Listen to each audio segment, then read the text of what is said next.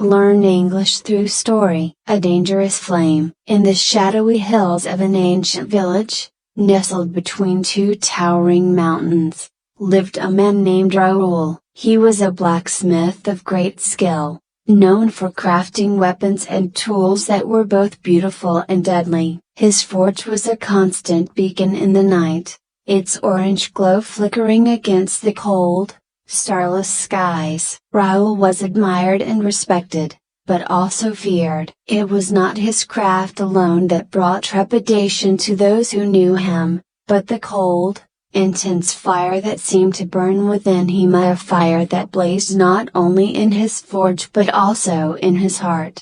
Raoul's fire was ambition, a dangerous flame that drove him to seek perfection in all that he did. From dawn until dusk, he worked at the anvil, hammering iron, shaping steel, and creating blades so sharp they could cut through the air with a whisper. Yet, even though his skill was unmatched, Raoul was never satisfied. There was always a flaw, a crack too small for the eye to see but large enough to cause him sleepless nights. He believed perfection was not just a goal, it was a necessity. The people of the village whispered that Raoul had made a pact with the fire gods, trading pieces of his soul for the ability to shape metal with such mastery. They said the heat from his forge was no ordinary heat, but a living thing that consumed him a little more each day. Some even claimed to see shadows dancing in the flames,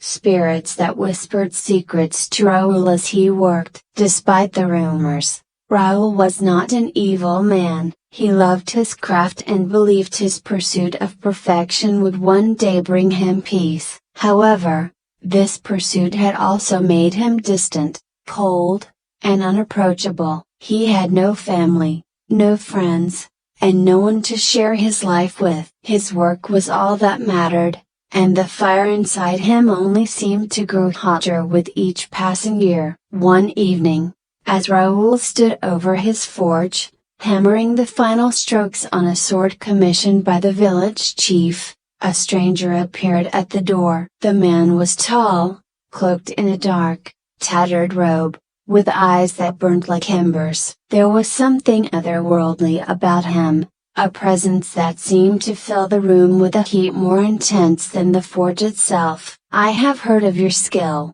the stranger said, his voice like the crackling of a distant wildfire. "I have come to ask you for a blade unlike any other, a blade forged not just from iron, but from the very fire that drives you." Raoul, though weary from the long day, was intrigued. "What kind of blade do you seek?"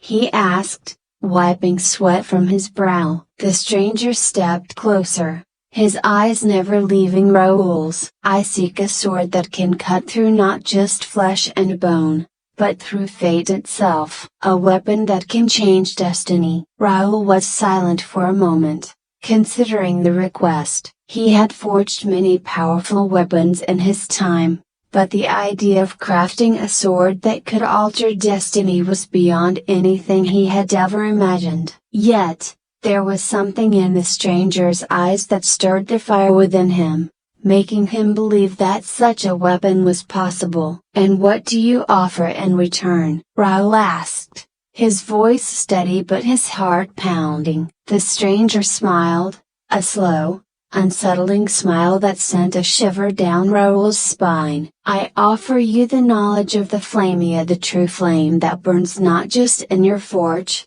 but in the depths of your soul. With this knowledge, you will be able to forge not just weapons, but anything your heart desires. You will become the greatest blacksmith the world has ever known." Raoul felt the fire inside him blaze hotter than ever before. The idea of becoming the greatest blacksmith, of finally achieving the perfection he had always sought, was too tempting to resist. He agreed to the stranger's terms without hesitation. For weeks, Raoul worked day and night, barely eating or sleeping, as he crafted the blade the stranger had requested. The forge burned hotter than ever, its flames licking at the walls of the workshop, casting eerie shadows that seemed to take on a life of their own. Raoul could feel the power of the flame growing within him, driving him to work harder, faster, more obsessively than ever before. As the sword took shape,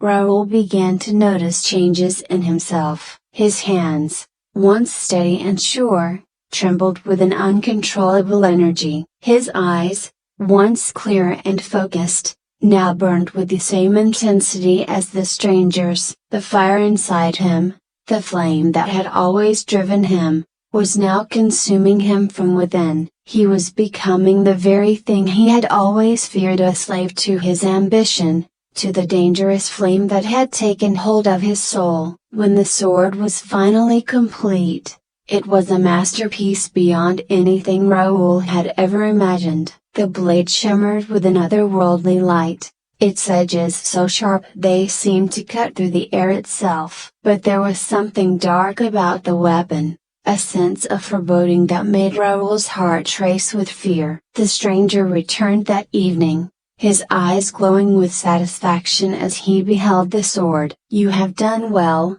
he said, his voice now a low, menacing growl. "But the price of such power is always higher than one expects." Raoul felt a chill run down his spine. "What do you mean?"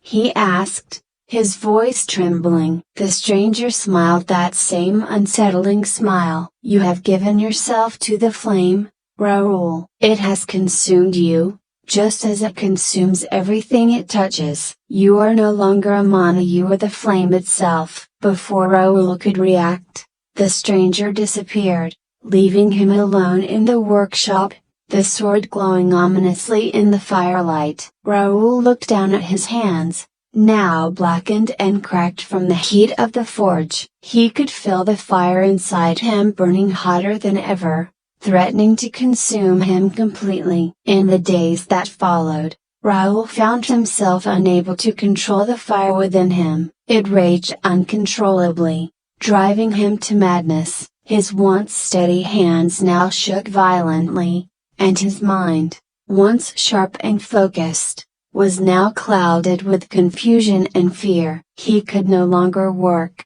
no longer create the weapons and tools that had once brought him so much pride. The fire that had driven him to greatness had now become his greatest enemy. The villagers soon noticed the change in Raoul. His once proud and imposing figure was now hunched and gaunt, his eyes wild with fear and desperation. His forge, once the heart of the village, had become a place of darkness and dread. The once respected blacksmith was now a shadow of his former self, consumed by the very fire that had once made him great. In his final days, Raoul retreated to his workshop, the dangerous flame inside him burning brighter than ever. He knew there was no escaping it, no way to extinguish the fire that had taken hold of his soul. As he sat before the forge, the flames dancing in his eyes, he realized the terrible truth. The pursuit of perfection had destroyed him. The sword, the masterpiece he had created, lay on the anvil, its blade gleaming in the firelight. Raoul reached out to touch it, but as his fingers brushed against the cold steel, the fire inside him surged, and with a final, agonizing scream, he was consumed by the flames.